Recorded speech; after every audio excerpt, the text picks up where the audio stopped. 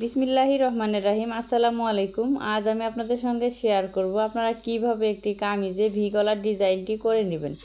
তো এই ভি গলার ডিজাইনটি করার জন্য আমি দেখুন কামিজটি আগে কাটিং করে নিয়েছি। এবার হচ্ছে আমি কামিজের গলাটি কিভাবে কাটিং করবেন তো আমি দেখাচ্ছি। এখানে হচ্ছে চওড়ার দিকে আমাদের নিতে হবে 4 ইঞ্চি, আর এখান থেকে শোল্ডার এখান থেকে 12 ইঞ্চি লম্বার দিকে নিব। তো 12 ইঞ্চি লম্বার দিকে নিয়ে এখানে দেখুন 1 ইঞ্চি কিন্তু আমরা নিব না, 1 ইঞ্চির থেকেও 2 সুতা কম, অর্থাৎ 1.25 ইঞ্চি। তো 1.25 ইঞ্চি নিয়ে এখান থেকে দেখুন এই যে এভাবে কোনাকুনি করে ফিতাটিকে নিব। ফিতাটিকে নিয়ে এভাবে দাগ দিয়ে দিব।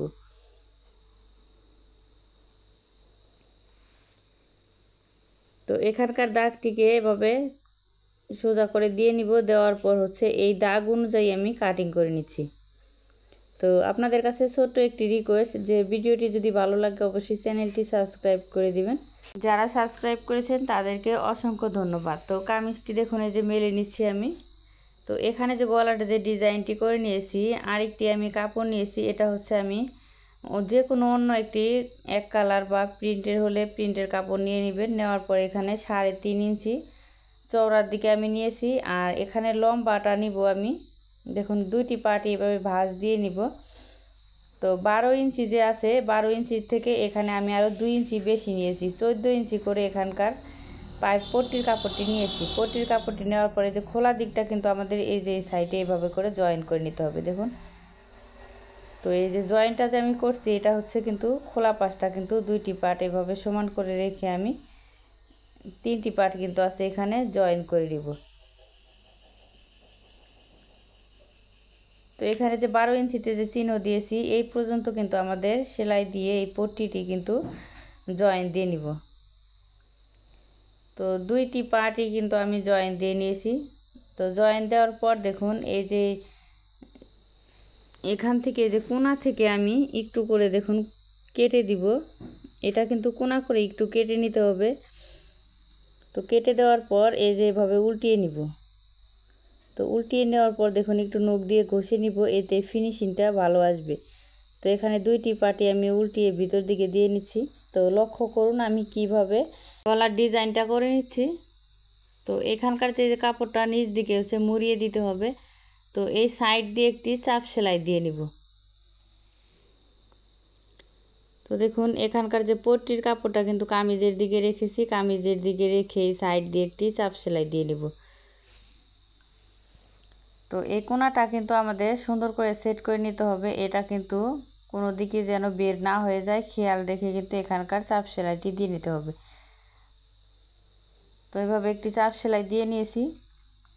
চাপ সেলাইটি দেওয়ার পর দেখুন এই ফিটের মাপে আরেকটি সাইড দিয়ে সেলাই দিয়ে নিব। তো 1 ফিট মাপে আমি সেলাই আরেকটা দিয়ে নিচ্ছি।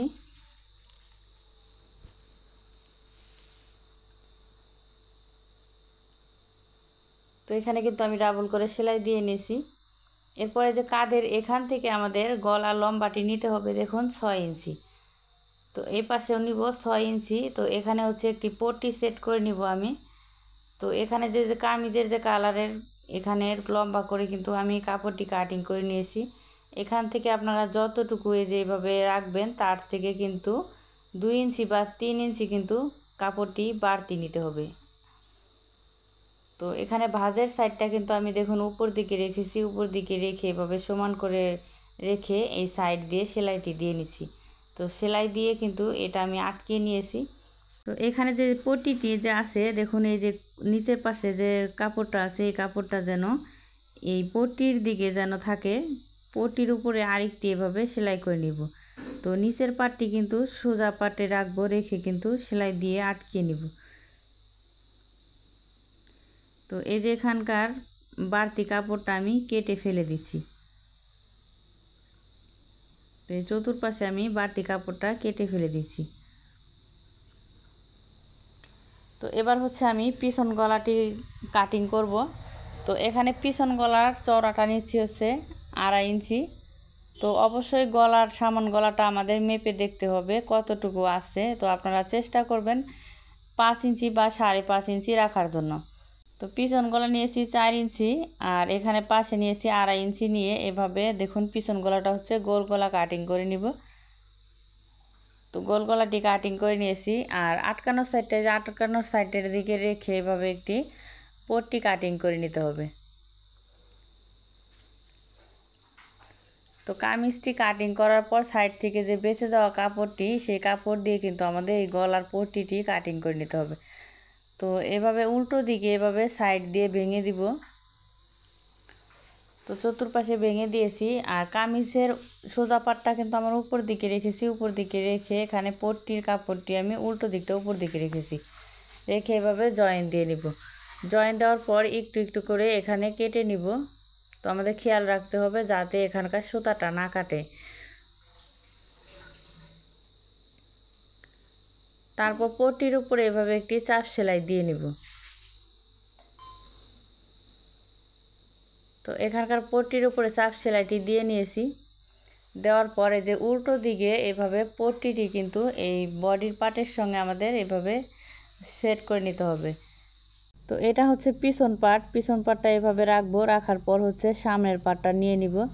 তো পিছন পার্টটা হচ্ছে সোজা পার্টটা উপর দিকে রেখেছি আর এই যে সামনের পার্টটা হচ্ছে সোজা পাশটা নিচ দিকে রেখেছি, অর্থাৎ দুইটি পার্টই আমাদের সোজা পার্টটা ভিতর দিকে রাখতে হবে। ভিতর দিকে রেখে এভাবে শোল্ডারটি স্টিচ দিয়ে আমাদের ডাবল করে সেলাই দিয়ে নিতে হবে। তো অবশ্যই এখানে স্টিচ দিয়ে ডাবল করে সেখানে ভিডিওটি ভালো লাগলে অবশ্যই একটি লাইক দিবেন। যারা ফেসবুক থেকে দেখছেন তারা আমার পেজটি ফলো দিয়ে রাখবেন, যারা ইউটিউব থেকে দেখছেন তারা আমার চ্যানেলটি সাবস্ক্রাইব করে দিবেন।